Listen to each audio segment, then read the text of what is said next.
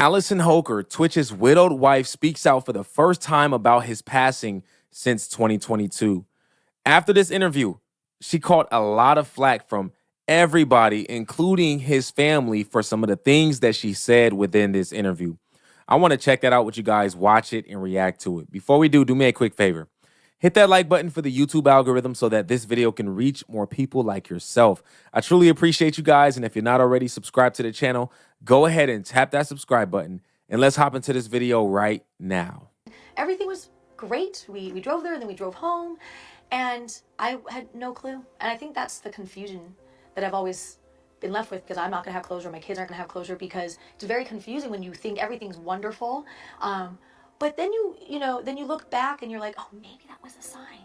But that's also still something I'm still trying to process and understand myself, which is why therapy is wonderful. But for real, it's interesting because there were no signs at that moment for me. I didn't know. Okay, I want you guys to pay attention to this part, because this kind of seems very strange, the way that she says this about Twitch and how he changes up his personality when he's out in the public and then when he comes home. It just seems off. Something seems off in this part. I want you guys to hear this. Let me know what y'all think. When I would think about my husband at the time, I would think, oh, I love that Twitch is such a great performer, but then when he comes home, he feels safe enough to be Steven. Twitch was extremely extroverted. Steven was introverted. Twitch loved to be the light in everyone's lives, and then Steven liked to hide away. Those are very two different personalities that were battling each other any given day. And we would talk about that in interviews, that he very much admitted that that was going on. And I think as I was with him for so long, and that's how he's been the entire relationship, I was like, it's a beautiful thing that he can be both.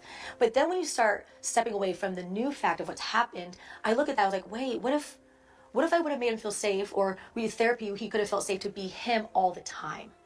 And what if he felt safe being this one individual that has different kind of energies, but you don't have to be a completely different person and put them aside from each other? I wish in that part of my life with him that he would have felt comfortable asking for help, wanting to go to therapy, wanting to talk to his friends or loved ones or people he felt comfortable with about what he was really feeling. But I think he was always so strong for everyone. He wanted to continue to be that. And that's what I've learned the most, is that even for myself, I've had some major lows, as I'm trying to figure this out and navigate this myself, and I'm very scared to ask for help. And I'm learning how much strength it actually shows when you decide to stand up for yourself and ask for help and finally lean on someone. I know. And so listening to that, it's just, like I said, it sounds very strange.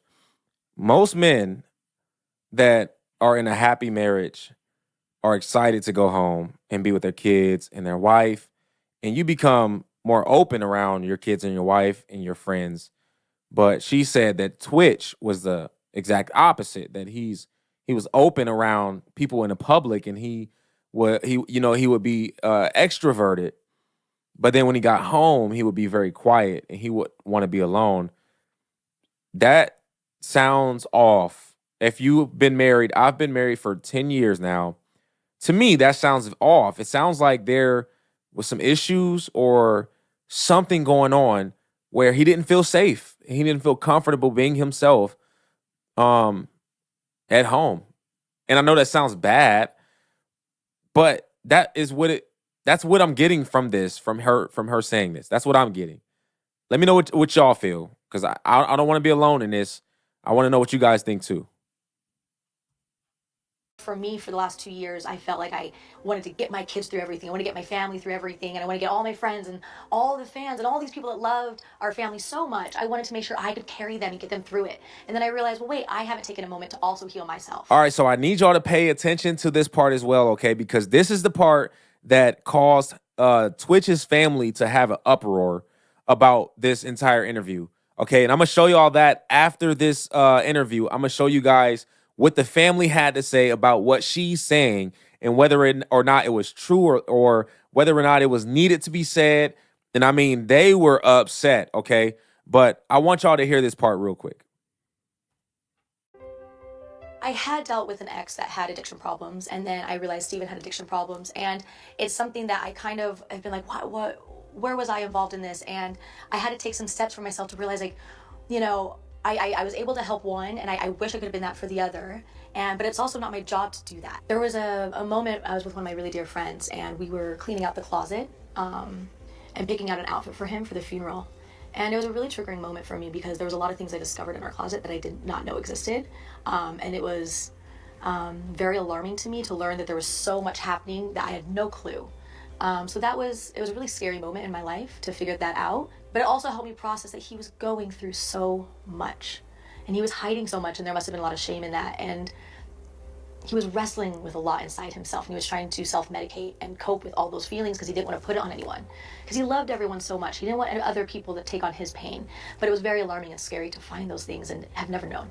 I had been trying to release all this anger this whole time, and I thought for a moment I thought if you would have asked me 6 months ago, I thought I'd release all the anger out towards Steven.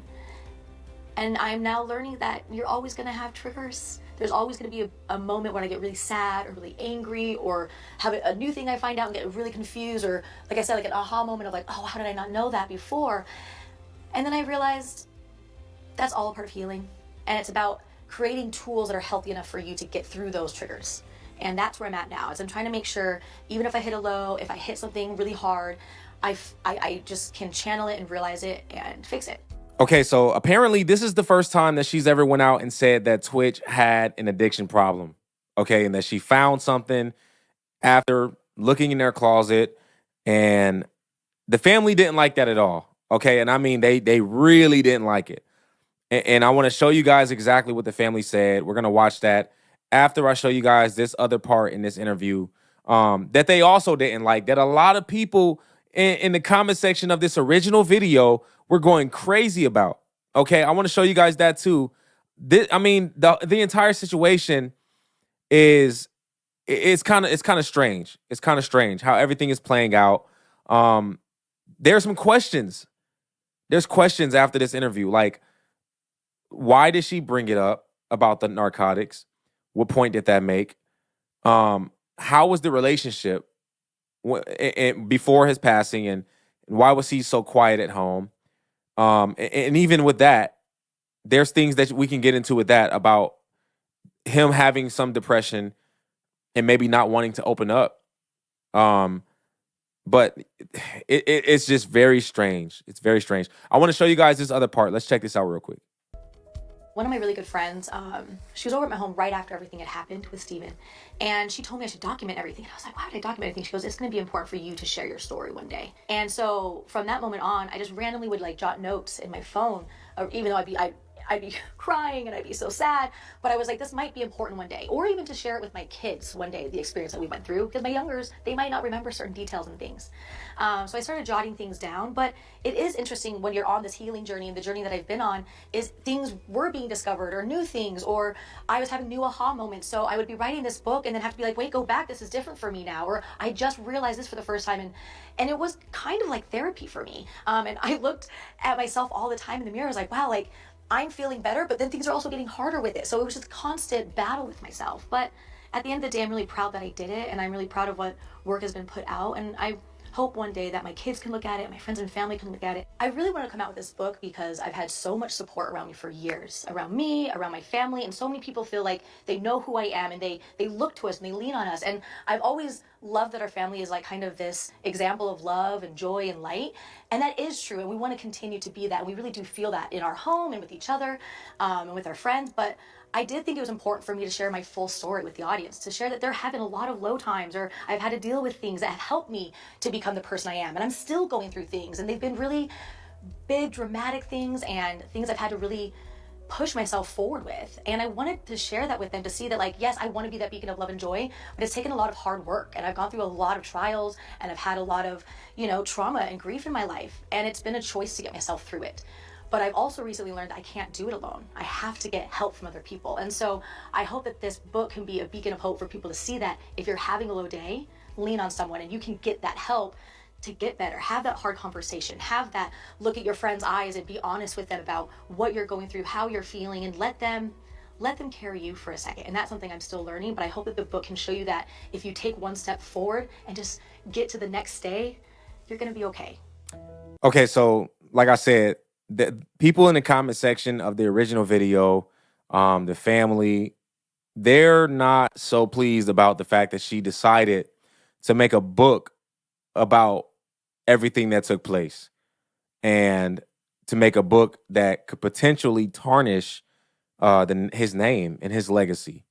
Now, I've been going back and forth in my own mind whether or not this was sinister or whether or not it was just something that a widow does. And I'm somewhere in the middle. Somewhere in the middle. I can understand wanting to write a book about your experience and your life journey after this happened, and figuring out what was the reason why he did it, and what kind of situations happened prior to leading up to it, and just a lot of things, how the family felt. But then again, a lot of that stuff could be private, and it could be just something that you can keep for yourself. It doesn't exactly need to be heard for millions and millions of people. It's a family matter. You're exposing it and you're getting profit from it. Could you say that's sinister? You could. But then again, on the other side, you can also say, well, she had these experiences and she wants to profit off of it. She was his wife. They had 4 kids together. They were a family. Why can't she use this as a way to profit from her husband that passed? And so I'm somewhere in the middle. I want to know what you guys think because I don't want to be biased, okay? I want to know how y'all feel about it. But let me show you guys what the family said, because this part right here is where it gets wild, okay? And this is even more sinister than anything else that could potentially have taken place throughout this video this far. Let's check that out. Okay, so this is what a family friend had to say after watching the interview that we just watched, okay? Her name's Courtney. She said that anyone who knows her knows that she gets straight to the source during a conflict and handles her business. But since there's clearly no shame in being so public, I haven't said a word in 2 years, but here I go. She began. Platt, who said she was there the day Holker and Boss got engaged, and later when they got married, slammed the book in its press as by far the most tacky, classless, opportunistic act I have ever seen in my entire life. So the friend of the family is saying this is the most tacky thing that she's ever seen, and that is just an opportunity to make money. She continued, we all had to sign some weird NDA to attend his funeral, even his own mother, who you've treated like garbage this entire time. And let's just remember, you wouldn't have even had a husband if it wasn't for her, not to share anything or ruin his name as if that was on anyone's mind in the first place. And here you go and write a book with all the dirty laundry, smearing his name and attempting to dim the bright, loyal, loving light that was your husband, my friend. So the friend is saying that she's literally just trying to smear his name for the sake of money. And that they had to sign, Twitch's family had to sign an NDA to go to Twitch's funeral, including his own mother. The wife forced them all to sign an NDA. If you don't know what an NDA is, it's a non-disclosure agreement saying that you will not speak about, outside of anyone who was at the event, you will not speak about whatever took place at the event. She made them all sign NDAs, and that right there is extremely strange. Why would she make them sign NDAs to their family member's funeral? That makes no sense. Even the brother of Twitch shared the post that Courtney, the friend, had, and he added no lies told to that, okay? So he is in complete agreement with the friend of the family. And so this raises more questions as to what is her actual motives of the book. And is this just a mere attempt to profit off of your lost husband that passed away? And in doing so, you are going to tarnish his name, and in a way that is degrading, in a way that it could have been avoided. You know what I mean? Is that what it is? That's what they believe it is. And it kind of seems like that in a sense. Now, I just want to add this, okay? And after looking it up, when he passed in a hotel room, the autopsy report said that he had no narcotics or alcohol in his system at that time, okay? And so I don't know. This is definitely strange. I think there's a lot more that we're not being told about the situation. If I'm being honest, I think there's a lot more regarding their relationship, Twitch and his wife, that we're not being told. But regardless, I can understand, the pain that her and her family felt. Um, I know that was tough. Whether or not this is just an attempt to make some money, I mean, we got to ask ourselves: is this something that is immoral, or does she deserve, you know, to do this? Does she deserve to be able to spill the beans about his life being her wife, being his wife? I don't know. If it was me, I probably wouldn't do that. I wouldn't do it if it was my wife and I was writing a book about her. Um, I wouldn't want to say a lot that would tarnish her name, especially things that have never been already publicized. But yeah, I don't know, man. I want to know what y'all think. I want to know what y'all think. But definitely is some crazy drama between the family, and between her, and making the family sign an NDA. I don't care what the reason was. To me, that seems wrong. That seems wrong to me. That seems like there's some hiding going on. I don't know, man. Look, let me know what you guys think about this video in the comment section. All right. If you're new to the channel and you like what you see, I encourage you to hit that subscribe button and hit the post notification bell so you do not miss another video. My name is Aaron Page. I'll catch y'all on the next video. Until next time, I'm out.